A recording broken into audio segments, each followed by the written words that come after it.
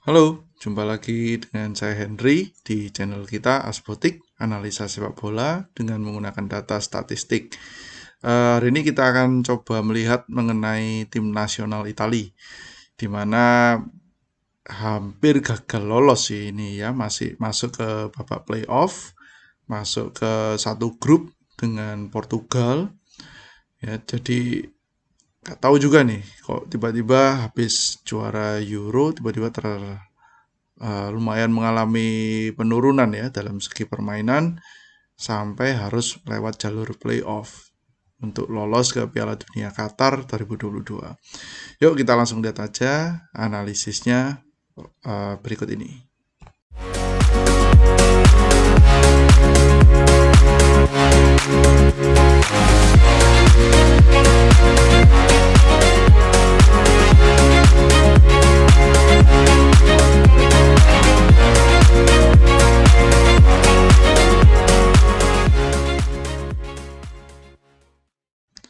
Ya, Italia di babak kualifikasi kemarin memang banyak mengalami masalah terutama untuk mencetak gol. Seringkali padahal ketika musuhnya juga nggak terlalu kuat, pertandingan berakhir dengan 0-0 atau maksimal 1-1. Jadi sering mendapatkan draw. Nah, seperti sampai yang terakhir bahkan melawan Irlandia Utara pun Italia hanya bisa draw sehingga harus melalui babak playoff, kalah dengan Switzerland.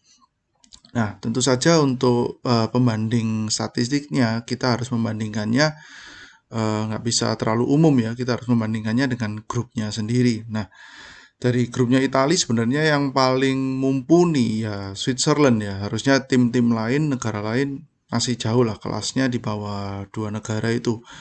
Jadi nanti banyak datanya ini hanya perbandingan antara Italia dengan Switzerland. Oke, kita langsung mulai.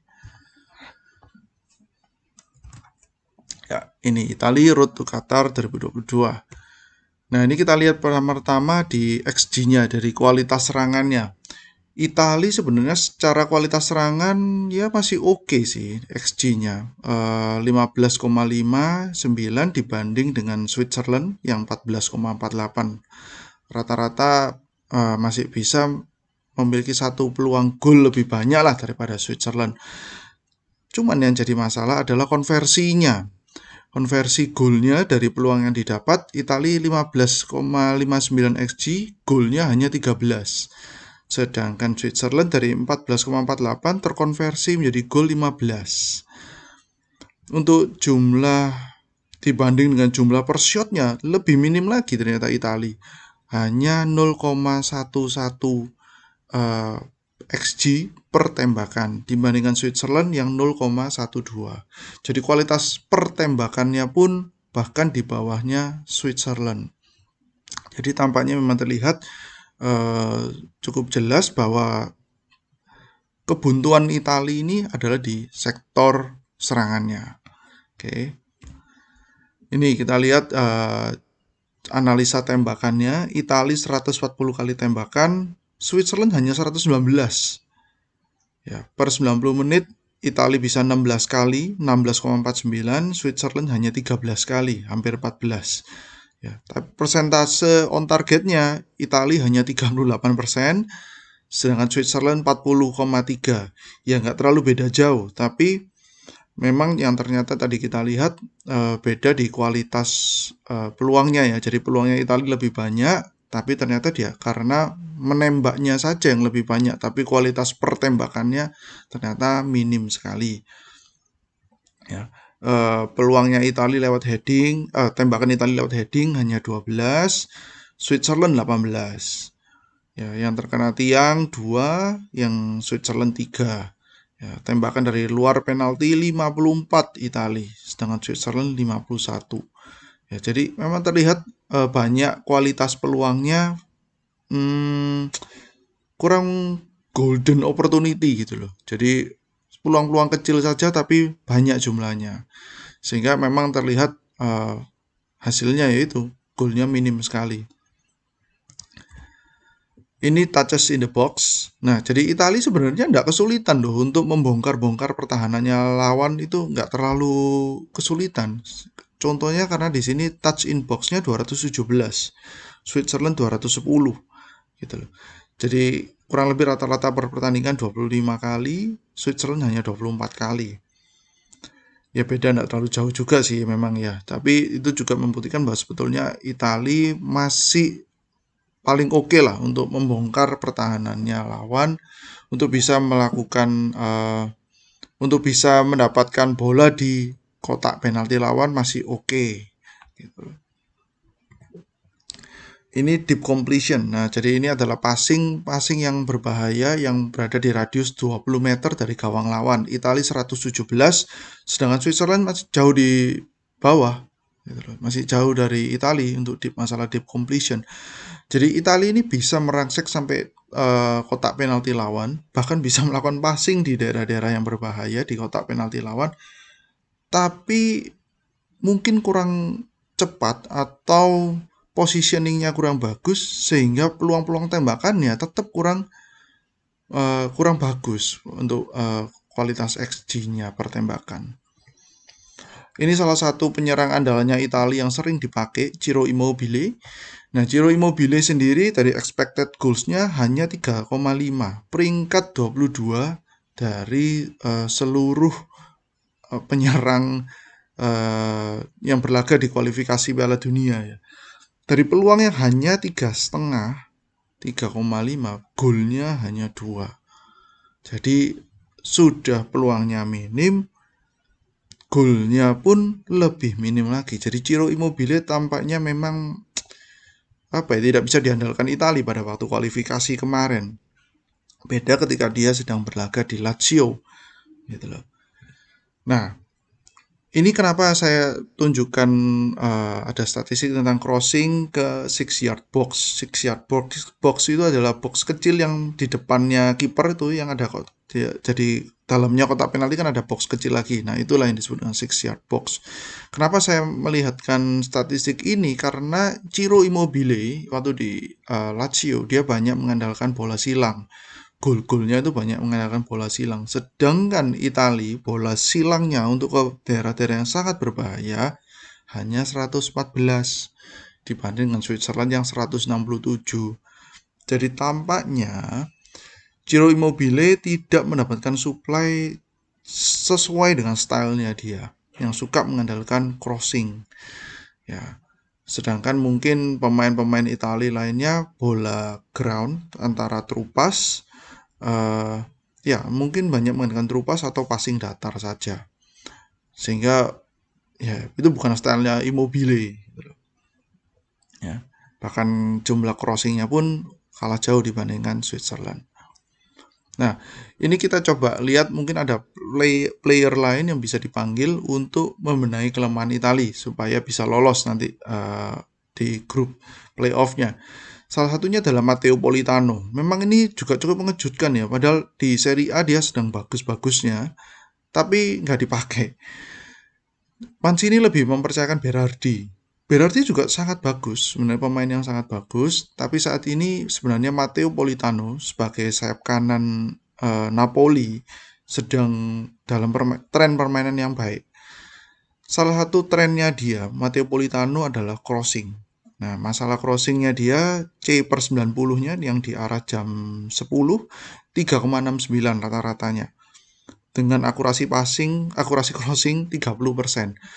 Jadi, kalau memang masih mau memakai Ciro Immobile di sektor penyerang tengah, mungkin bisa mempertimbangkan menggunakan Politano untuk di sebelah kanan. Politano sendiri juga tipe pemain sayap yang siap untuk menjadi penyerang. Dengan shotnya dia rata-rata 2,09, touch in box-nya 4,31. Jadi dia juga cukup involved di tembakan. Di kotak penalti lawan dia juga cukup terlibat ya. Key passes-nya, umpan kuncinya juga 0,62, cukup bagus. Jadi bisa dipertimbangkan seharusnya Mancini untuk memakai Politano di sayap kanannya. Pemain lain yang bisa dicoba adalah ini, Mattias Zaccagni. Mattias Zaccagni pemain dari Lazio, dia bisa beroperasi di sebelah kiri maupun di center. Nah, Sakagni sendiri ini adalah tipe bukan crosser. Dia crossing masih bisa, tapi crossingnya dia 2,79 ya, kurang lebih ya kalah sedikit ya dibanding Politano tadi yang di sebelah kanan. Akurasi crossingnya ternyata juga lumayan 33%. Nah, tapi dia juga yang cukup bagus adalah di goal conversionnya. GC persentasenya itu 40%. Jadi finishing dia juga bagus banget. Ya, shooting dia yang hanya 1,5 tapi dikompensasi dengan konversinya 40%. Suatu angka yang cukup tinggi loh itu. Itu bahkan striker pun jarang bisa mencapai sampai 40%. Ya, ini Sakagni seorang pemain tengah bisa konversinya 40%, saya rasa cukup bisa dicoba lah sebagai alternatif ketika sayap kirinya Itali atau mungkin gelandang serangnya Itali, Pellegrini biasanya di gelandang serang sedang mengalami kebuntuan, mungkin Sakagni ini bisa menjadi alternatif. Salah satu kelebihannya dia juga adalah di kipasnya, umpan kuncinya dia yaitu 0,62, kurang lebih sama dengan Politano tadi.